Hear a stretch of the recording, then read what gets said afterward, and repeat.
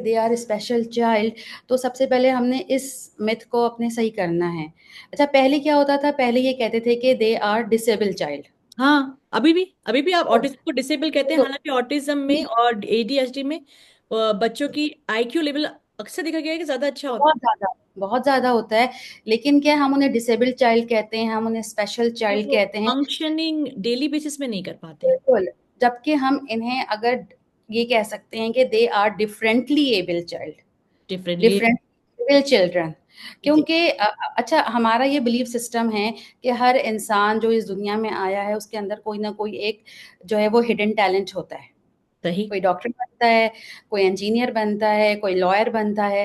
तो सही। इन बच्चों के लिए हम ये कहते हैं कि दे कांट डू नथिंग, कुछ भी नहीं कर सकते ये। ये कोई प्रोफेशनल नहीं ले सकते जो कि एक बिल्कुल। फंक्शनल प्रोफेशन है। बिल्कुल। ओके। लेकिन पर अगर हम इनकी हिडन टैलेंट को थोड़ा-सा एक्सप्लोर करें, इनके ऊपर वर्क करें और इनकी जो भी जो स्ट्रगल्स है, हम इन्हें स्ट्रगल्स कहेंगे, इनकी जो स्ट्रगल्स है अगर हम उनको मैनेज करने की कोशिश करें, तो ये बहुत डिफरेंटली परफॉर्म कर सकते हैं।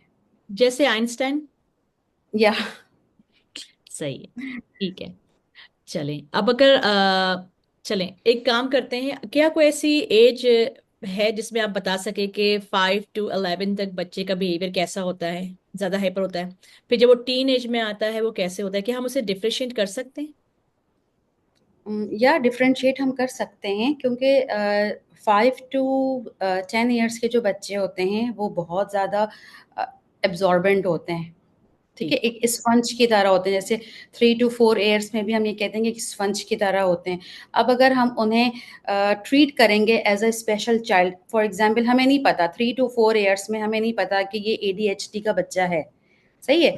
लेकिन जब हम उन नॉर्मली कहते हैं शरारती बच्चा है, लेकिन अगर हम उनकी बिहेवियर को ऑब्जर्व करना शुरू कर दें और उनकी जो एकेडमिक परफॉर्मेंस है उनको हम ऑब्जर्व करें, तो फिर क्या होता है, तो फिर हमें क्योर करना, हमें ट्रीट करना आसान हो जाता है। फिर जब 10 ईयर्स के बाद जब वो एडल्ट्स में टीनेजर्स में आते हैं, तो टीनेजर्स में ये होता है कि वो मैनेजेबल हो जाता है। ठीक। लेकिन अगर हम मैनेज उसको नहीं कर पाए और हमने उसे इग्नोर कर दिया, हमने कहा कि भाई बच्चा शरारती है, बच्चे तो शरारतें कर रहे होते हैं, सब कुछ कर रहे होते हैं, तो फिर क्या होता है कि वो मैनेज नहीं होता, फिर वो एडल्ट एडीएचडी में कन्वर्ट हो जाता है, जो कि बाद में रिलेशनशिप में प्रॉब्लम कर रहा होता है फिर। हो सकता है कि आजकल जो इतने सारे क्राइसिस हो रहे हैं उसकी कहीं ना बिल्कुल। कहीं, क्योंकि मैं ये तो मानती हूँ कि हुँ, 50 तक तो शायद 70 तक या 80 तक तो हमारी फैमिली में बच्चों को सपोर्ट किया जाता था और पूरा बिल्कुल, खानदान मिल के बच्चों को सपोर्ट करता था उनकी ग्रोथ में। अब बिल्कुल। तो अब तो 90